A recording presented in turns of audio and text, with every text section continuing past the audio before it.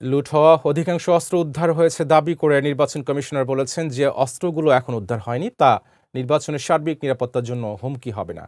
ত্রয়োদশ জাতীয় সংসদ নির্বাচন ও গণভোট উপলক্ষে সকালে নীলফামারী সরকারি কলেজ হলরুমে ভোট গ্রহণকারী প্রিজাইডিং অফিসারদের সাথে মতবিনিময় সভায় একথা জানান নির্বাচন কমিশনার আব্দুর রহমান এল মাসুদ। জেলায় সম্প্রতি উদ্ধার হওয়া পোস্টাল ব্যালট উদ্ধারের বিষয়ে সাংবাদিকদের এক প্রশ্নে তিনি বলেন, পোস্টাল ব্যালট সিস্টেম নতুন, তাই এখানে কিছু ভুল ভ্রান্তি থাকতে পারে, তবে এ বিষয়ে কাউকে ছাড় দেওয়া হবে না।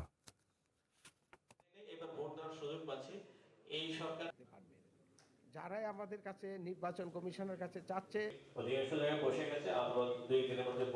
যেহেতু এটা একটা নতুন একটা উদ্বোধন, নতুন একটা জিনিস, কিছু ভুলভ্রান্তি আমরা মনে করি যে অর্থাৎ এটা সুষ্ঠুতার ব্যাপারে এক বিন্দু আমরা কম্প্রোমাইজ করব না। একটা প্রেক্ষাপটে অনেক অস্ত্র লুট হয়েছে, কিন্তু আমি যতদূর আমরা জানি যে অধিকাংশ অস্ত্র উদ্ধার হয়ে গেছে।